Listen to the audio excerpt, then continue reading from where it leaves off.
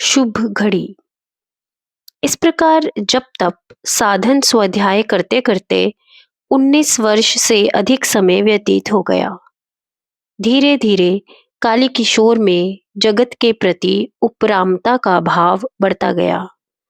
मात्र जब साधन इत्यादि में ही रुचि एवं उत्साह सीमित होकर रह गए।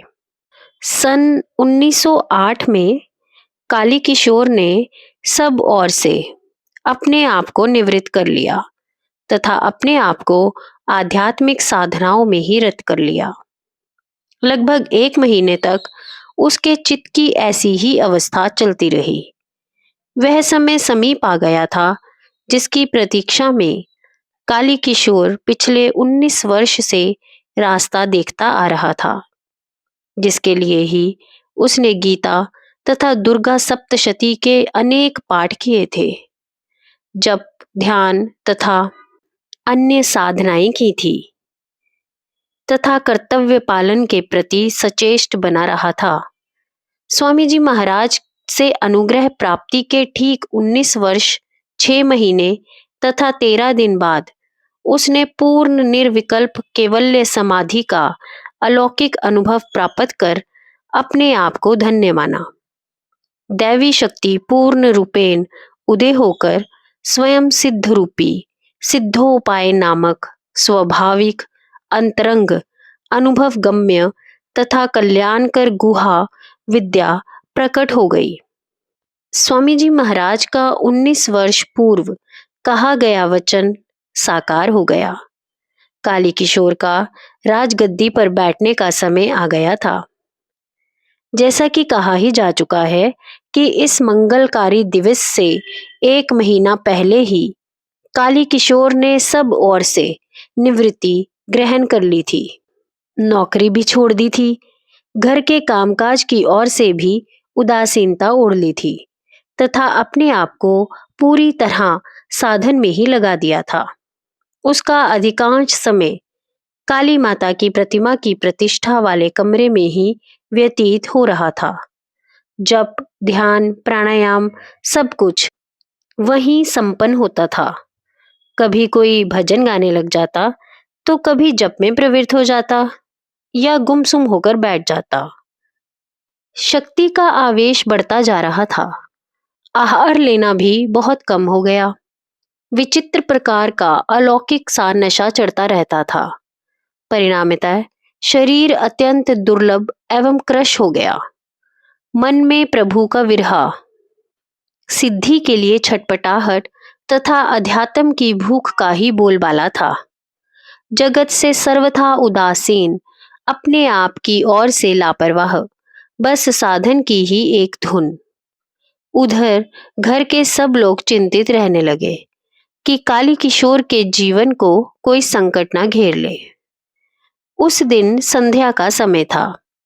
काली किशोर साधन के नशे में चूर था। शरीर में सर्वत्र शक्ति का चालन अनुभव हो रहा था। ऐसे में भी उसने मंत्र सहित प्राणायाम करना आरंभ कर दिया। शरीर में बड़े वेग से कंप होने लगा। कुछ ही देर में बाह्य ज्ञान जाता रहा तथा शरीर पृथ्वी पर गिर पड़ा। इस अवस्था में भी अंतर में एक अकथनीय एवं अलौकिक भाव तथा कंप आदि से अनुभव होने वाला विचित्र सा सुख अनुभव हो रहा था। कुछ समय के पश्चात जब संज्ञा लौटी तो अपने शरीर के प्रति उपेक्षा, उदासीनता तथा गलानी का भाव था, किंतु मन में प्रफुल्लता, हर्ष एवं आनंद की तरंगे व्यापक थी। उन्मुक्त पंक्षियों की भांति मन आनंद मगन गगन में चहक रहा था। उसने अपने आप को संभाला तो देखा वह अपनी बहन की गोद में पड़ा था। भाई के संज्ञा शून्य होने से उसकी मृत्यु की आशंका से बहन का सारा शरीर कंपायमान हो रहा था। वह घबराई हुई अपने भाई को संभालने का प्रयत्न कर रही थी।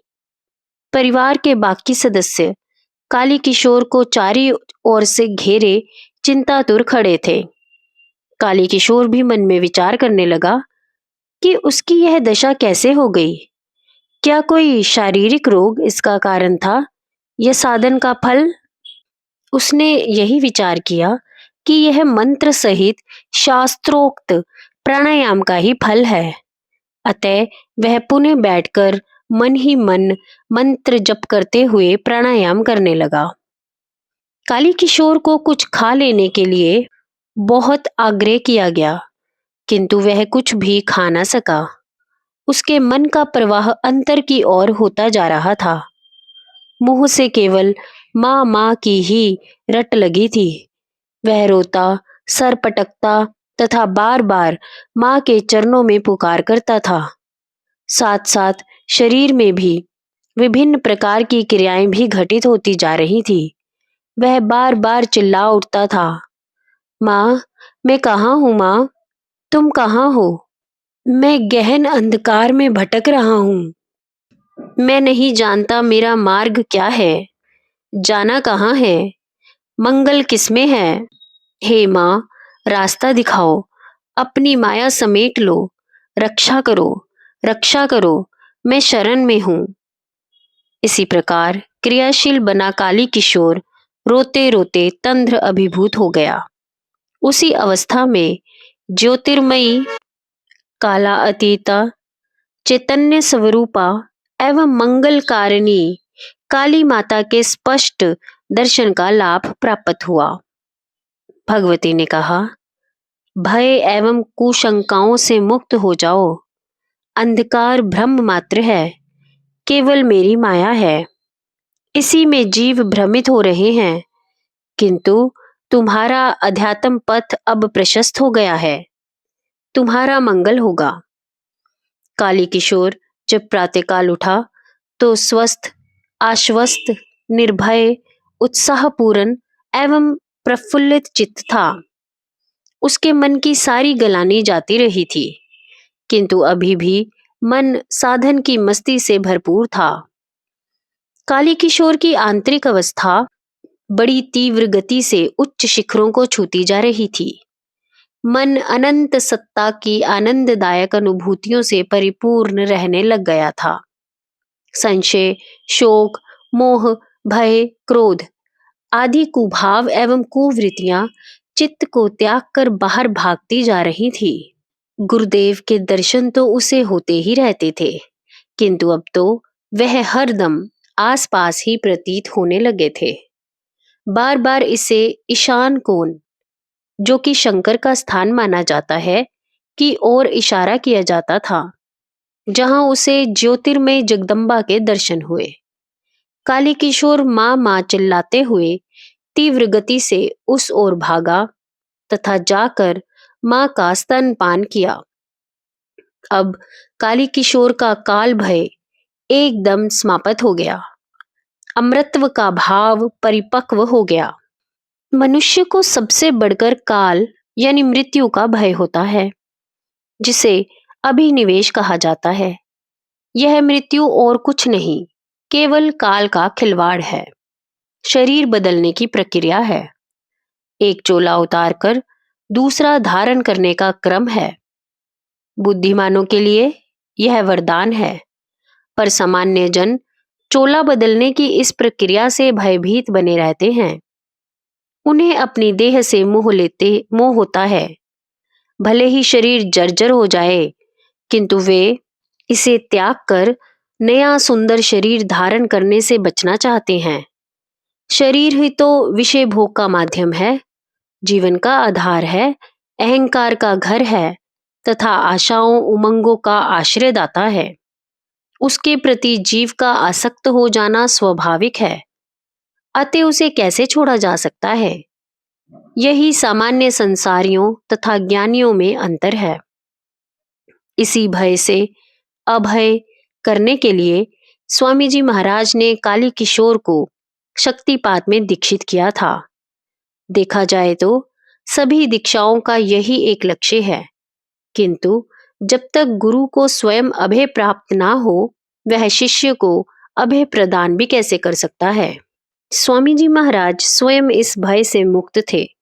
शरीर उन्हें पहने हुए वस्त्र के समान प्रतीत होता था, जिसे उतार कर फेंक देने में उन्हें कोई संकोच या भय नहीं था। वह काली किशोर को भी यही स्थिति में देखना चाहते थे। इसी उद्देश्य को समक्ष रखकर उन्होंने काली किशोर पर अनुग्रह किया था। वह शुभ घड़ी अब आ पहुंची थी। भगवती के स्तन पान का अर्थ है अमर रस का पान करना, व्यष्टि चेतना को विलीन कर समष्टि चेतना का अंग बन जाना, अपने पृथक व्यक्तित्व के कारण उदय होने वाले दुखों कलेशों का सदैव के लिए नाश कर डालना। ऐसा अमृत पान कर काली किशोर कृतकृत्य हो गया। अब जगत उसे समुद्र की लहरों के समान क्षण क्षण अपना रूप बदलता हुआ माया का कौतुक दिखाई देने लगा। उसका आसन उच्च शिखर पर स्थिर भूमिका पर प्रतिष्ठित हो गया था। संसार नीचे, बहुत छोटा तथा महत्वहीन दिखाई देने लगा था। मैंने कहा, काली किशोर ने यह स्थिति बहुत जल्दी प्राप्त कर ली, केवल 20 वर्ष में ही। प्राय साधक इससे कहीं अधिक लंबे समय तक साधनरत रहते हुए भी वहीं के वहीं रहते हैं। महाराज श्री, तुम्हें इस बात का क्या पता कि काली किशोर कितने जन्मों से अध्यात्म पथ पर आरूढ़ था। उसकी जो साधन लीला घटित होते हुए तुम्हारी दृष्टि प्रथ में आ गई, तुम उसे ही जानते हो। साधन का यह क्रम उतना ही नहीं होता जितना दिखाई देता है। काली किशोर भी ना जाने कितनी बार गिरा, संभला होगा, आगे बढ़ने का प्रयत्न किया होगा। कितनी बार उसके पांव के नीचे से पत्थर खिसक गए होंगे। कई बार लड़खड़ाया, उठा तथा चढ़ा होगा। अब कहीं जाकर वह शिखर तक पहुंच पाया है। किसी बात का निश्चय करने में जल्दी करना भ्रांति, शंका या गलत निर्णय का कारण बन सकता है। ऐसा निश्चय तुम्हारे धैर्य को भी प्रभावित करके खंड खंड कर सकता है। मैंने कहा, काली किशोर का दृढ़ संकल्प ही उसकी सफलता में कारण होगा। महाराज श्री, दृढ़ संकल्प का अभिमान भी एक विघन बन जाता है। फिर दृढ़ संकल्प की अवस्था भी एक दिन में नहीं आ जाती। ना ही दृढ़ संकल्प उन्नति का एकमात्र कारण है। इसके लिए भगवती क्रिया शक्ति की कृपाशीलता की आवश्यकता है। उसकी कृपा ही दृढ़ संकल्प भी पैदा कर देती है। सफलताओं असफलताओं की ऊंची नीची चोटियों वादियों को लांघती हुई अलौकिक गंतव्य तक ले जाती है। कृपा ही मन की सभी सीमाओं को तोड़ती हुई अनंतता, असीमता एवं सर्वज्ञता प्रदान करती है। कृपाशीलता ही बच्चे की भांति साधक का हाथ पकड़कर संभालती बचाती है। दृढ़ संकल्प में एक शक्तिशाली, बुद्धिमान, धनवान व्यक्ति का अभिमान छिपा होता है, जबकि समर्पण में नन्हे अबोध बालक का अपनी स्नेहमयी माता के प्रति भरोसा, अभिमान ही तो दृढ़ संकल्प करवाता है। इतना कहने के पश्चात महाराज श्री कुछ देर रुके, फिर पुनः काली किशोर के प्रसंग की ओर लौट आए। जय गुरुदेव।